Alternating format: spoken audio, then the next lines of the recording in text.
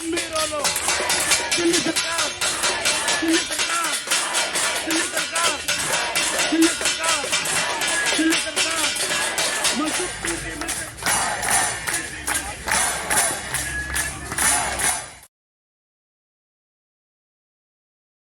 इस वक्त मैं मौजूद हूँ करकटडूमा के पास और हमारे पीछे ठीक आप देख सकते हैं कि काफ़ी महिलाएं जो हैं वो धरना प्रदर्शन पे बैठी हुई हैं। उनका ये मांग है कि ये लोग काफ़ी सालों से 15 सालों से यहाँ पे कार्यरत हैं, लेकिन इन लोगों को अभी तक में परमानेंट नहीं किया गया है। जब इन लोगों से ये लोगों ने आला अधिकारी से जब बात करी तो उन्होंने ये कहा कि इन लोगों को कॉन्ट्रैक्ट बेसिस पे किया जाएगा और अभी तक में इन लोगों को 3 महीनों से सैलरी नहीं मिली है। उसके एवज में सारे लोग जो हैं यहाँ पे वो धरना पर बैठ चुके हैं और यहाँ पे आप ठीक पीछे हमारे देख सकते हैं कि महिलाएं जो हैं इस चीज में पूरी सम्मिलित हैं, धरना में बैठी हुई हैं और उन लोगों से भी मैं जानने की कोशिश करूंगा कि क्या समस्याएं हैं इस तरीके से क्या।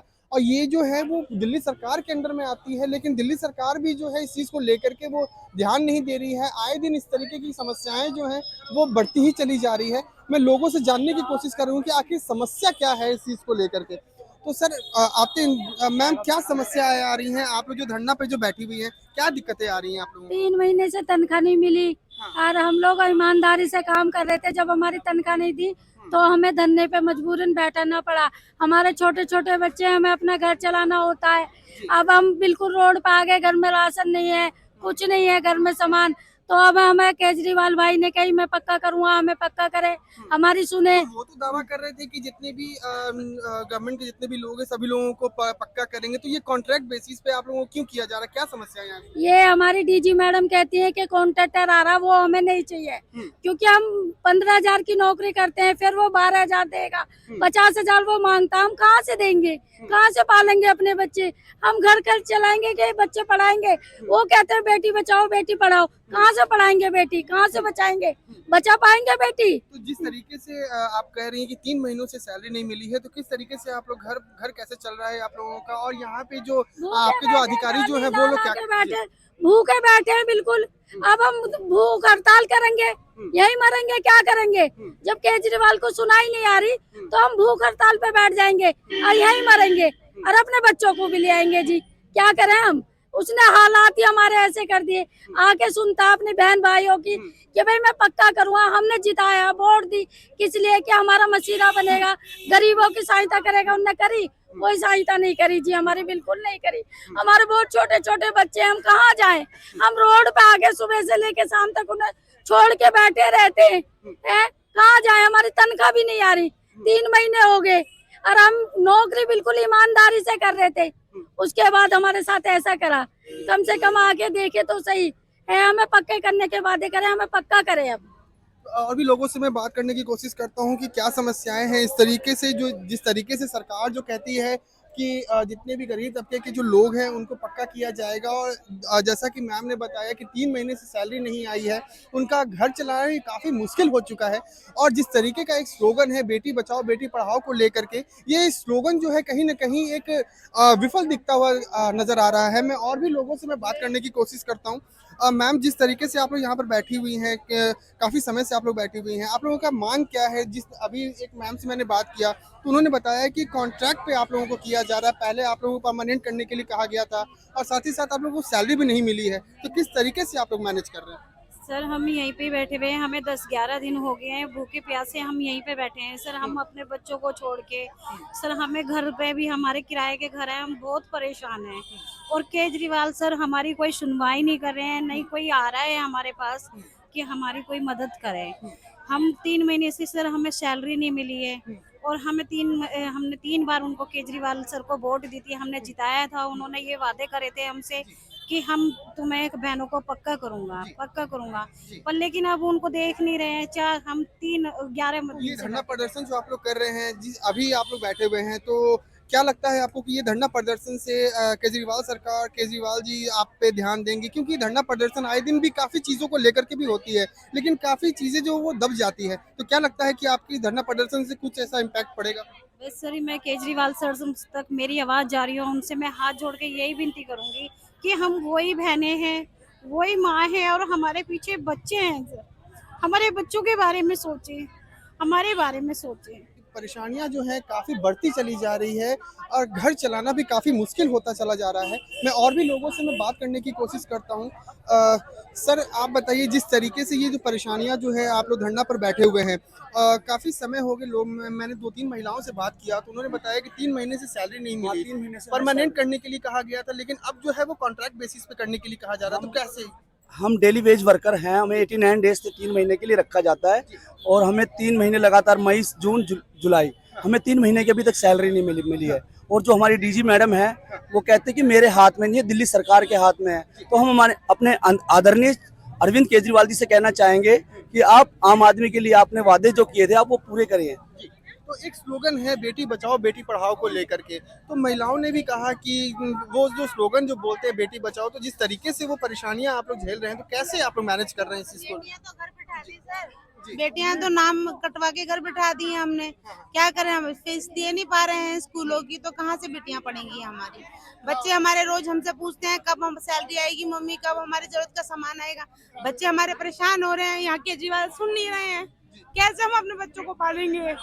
हमारे बच्चों जिस तरीके से केजरीवाल जी कहते हैं कि वो आम आदमी पार्टी जो है आम जनता के लिए है, ठीक है, लेकिन कहीं ना कहीं तो विफल वो दिखता हुआ नजर आ रहा है। हाँ जी, विफल तो है ही वो, उन्होंने के वादे पे कोई सच्चाई नहीं है। उन्होंने 3 बार सरकार बनी, तीनों बार वादा किया कच्चे कर्मचारियों को कर्मचारियों को ठेकेदारी प्रथा हटाऊंगा और पक्का करूंगा मैं। उन्होंने अपने वादे पे पूरी तरह से नहीं रहे हैं वो। तो अब जिस तरीके से आप लोग धरना प्रदर्शन जो कर रहे हैं, ये काफी जगहों पे काफी चीजों को लेकर के भी धरना प्रदर्शन होते चले जाते हैं, लेकिन वो भी एक विफल जैसा नजर आता है, क्योंकि आपने जंतर मंतर पे भी देखा, हमारी जो रेसलर थी वो भी प्रदर्शन पे थी, लेकिन कुछ ऐसा नजर नहीं आया।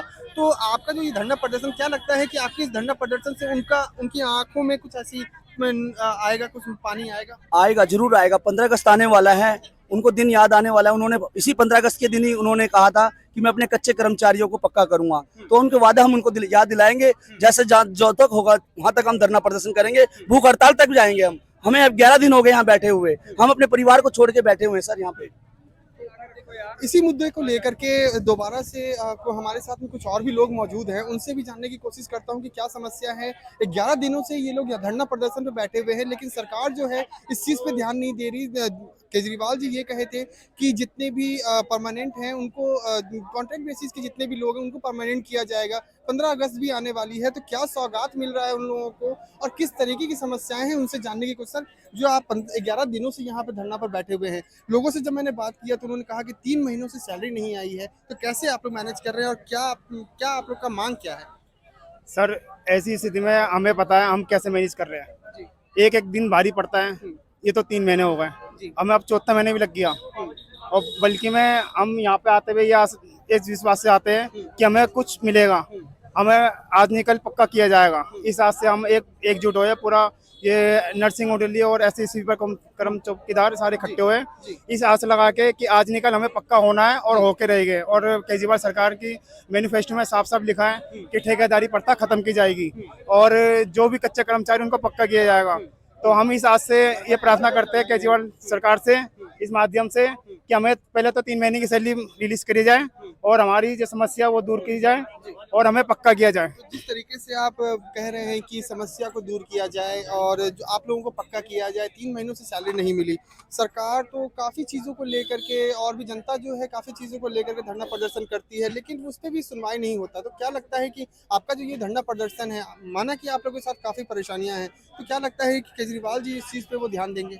सर बिल्कुल करेंगे, क्योंकि मैनिफेस्टो में आप अपने लिखत में दे रखा है, तो अपने अमल में तो बात पे अमल करेंगे। मैनिफेस्टो के हिसाब से अगर आप बताइए कहिएगा तो वो तो विफल होता हुआ नजर आ रहा है, क्योंकि आप लोग इतने समय से परेशानियां झेल रहे हैं। एक स्लोगन भी है बेटी बचाओ बेटी पढ़ाओ को लेकर के, जिस तरीके से 3 महीने से आप लोगों को सैलरी नहीं मिली और भी अब एक दोबारा से आप लोगों के माथे पे ये चीज आ गया है कि आप लोगों को कॉन्ट्रैक्ट पे किया जाएगा, उसमें भी एक परेशानियां हैं। तो किस तरीके से आप लोग घर को मैनेज करेंगे फिर?